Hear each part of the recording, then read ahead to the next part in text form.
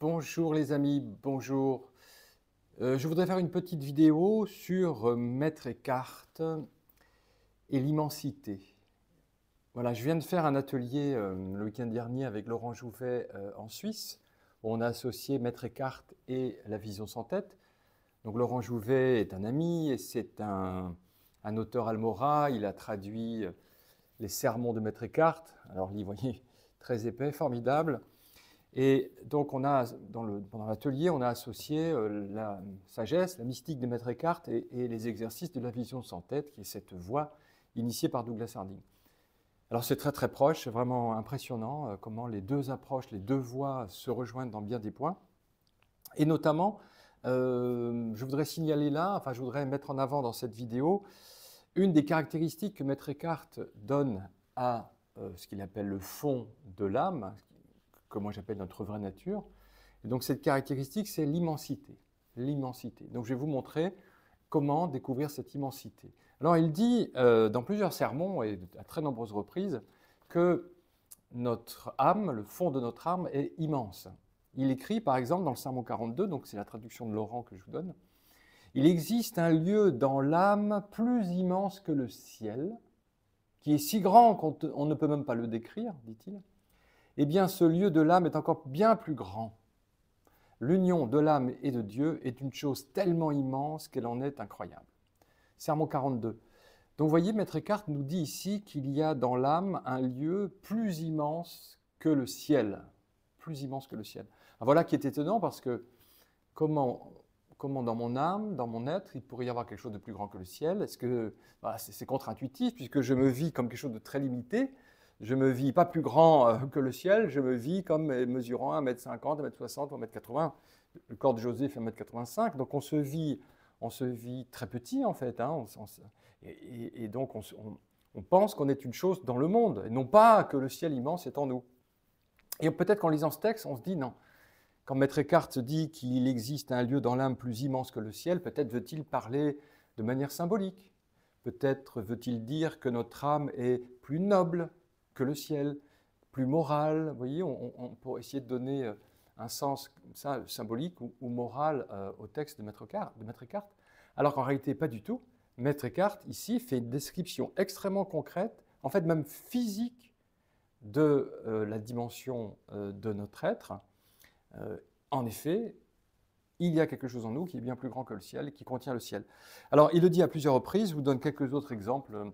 Dans le sermon 7, il dit « La miséricorde de Dieu plonge l'âme dans un espace immense, un océan, une mer insondable. » Donc là, ce n'est pas seulement le ciel qui est pris comme analogie, c'est aussi l'océan, la mer. Et un peu plus loin, il dit « L'âme, donc dans le sermon 34, l'âme doit s'élever de toutes ses forces au-dessus d'elle-même.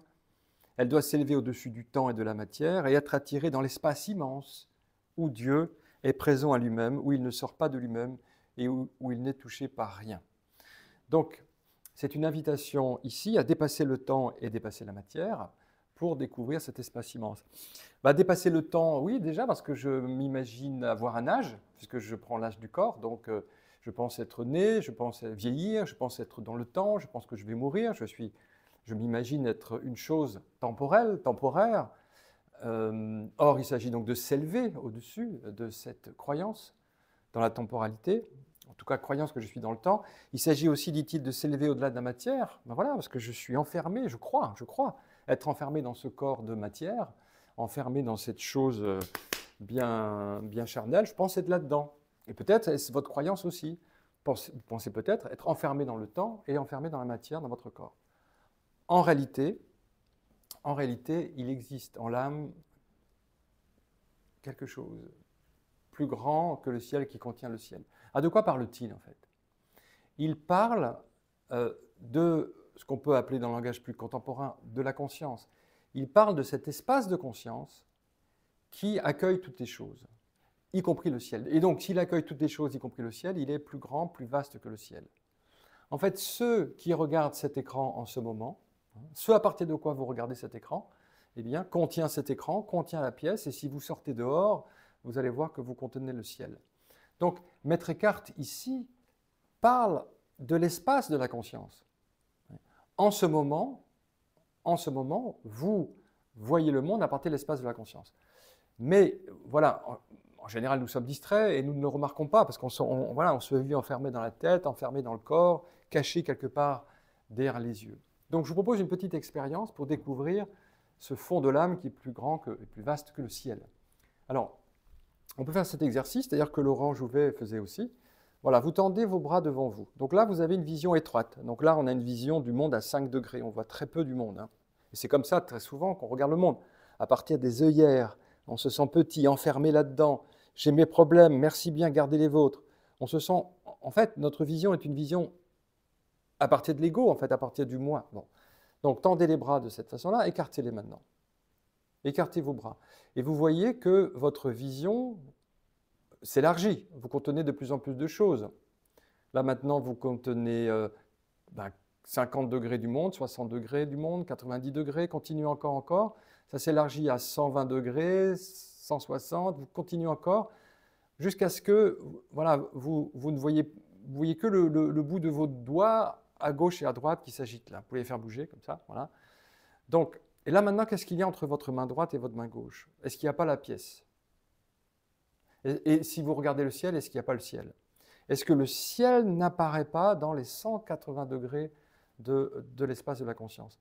Et on peut même rajouter à ces 180 degrés, 180 autres degrés, en fait, qui est l'espace vide qui accueille ce champ visuel. Parce que le champ visuel, il apparaît dans quoi? Il apparaît dans un espace de conscience, oui, sans limite et sans bord. Oui. Donc ça, c'est un exercice très fort, je trouve, pour s'élargir et accueillir le monde, en fait. Vous élargissez votre vision, vous avez une vision panoramique, non seulement de droite à gauche, qui du coup deviennent aussi vastes que l'Est et l'Ouest, mais vous pouvez aussi élargir votre champ de vision du plafond au plancher, hein, on va dire du nord au sud, et là, dans cet immense espace que vous êtes, vous accueillez le champ visuel. Vous accueillez aussi le champ sonore, le champ des pensées, le champ des sensations, tout apparaît en vous. Donc quand Maître Eckhart dit qu'il existe un lieu dans l'âme plus immense que le ciel, il parle de cet espace de conscience que vous découvrez. Alors, dans le langage de la vision sans tête, Douglas Harding disait, voilà, au-dessus de vos épaules, vous ne voyez pas votre tête, au-dessus de vos épaules, vous ne voyez pas votre tête, vous voyez un espace vide rempli du monde. Et c'est une description concrète, physique, de notre manière de vivre, réellement en fait. Au-dessus des épaules, vous ne voyez pas votre tête en ce moment, vous pouvez l'imaginer peut-être, et vous ne voyez pas votre tête, vous voyez l'espace immense, et cet espace immense est rempli du monde, et si vous sortez, vous êtes rempli du ciel. Par exemple, la nuit, si vous sortez par une nuit bien étoilée, sans nuages, eh bien là, vous voyez bien que l'ensemble de la voûte céleste apparaît en vous. Vous êtes bien plus grand que le ciel, c'est tout à fait vrai. Voilà. Donc, 180 degrés de monde manifesté, on pourrait dire 180 degrés de monde de forme et des couleurs, plus 180 degrés de vacuité, de mystère, de Dieu, dirait Maître Eckhart, puisque ce qui regarde en moi, ce n'est pas l'individu. Ce qui regarde en moi, il le dit, hein, ici on trouve un immense espace sans mesure, ici on trouve un immense espace sans mesure, qui n'est pas l'individu, qu'on peut appeler Dieu, puisque pour Maître Eckhart, le fond de mon âme et le fond de Dieu sont un seul et même fond. Donc, c'est étonnant de voir que, voilà, que cette langue du XIVe siècle, ce mysticisme du XIVe siècle, ce mysticisme chrétien, décrit si adéquatement l'expérience non duelle, en fait, que parfois on va chercher en Inde, dans l'Advaita Vedanta ou dans le bouddhisme. Non, c'est aussi présent dans notre tradition. Voilà. Donc, découvrons cet espace immense que nous sommes, en fait, que nous avons toujours été, mais que nous avons oublié. Et vous allez voir que vivre à partir de cet espace immense, c'est une autre vie. Ce n'est plus une vie enfermée, coincée dans la tête, coincée dans ses pensées, c'est une vie au grand large, une vie ouverte, une vie à 360 degrés, une vie complètement libre. Et là, vous n'êtes plus une chose perdue dans le monde, c'est le monde qui est trouvé en vous, dans l'immense espace que vous êtes. L'union de l'âme et de Dieu, dit Maître Eckhart, est une chose tellement immense qu'elle en est incroyable. Oui, c'est incroyable, on ne peut pas y croire, mais on peut le vivre, on peut le découvrir. La miséricorde de Dieu plonge l'âme dans un espace immense, un océan, une mer insondable. Voilà. J'espère que vous avez pris conscience de cet espace immense, de cet océan, de cette mer insondable. Et ensuite, il suffit de vivre à partir de cette immensité. Voilà, merci beaucoup. À bientôt.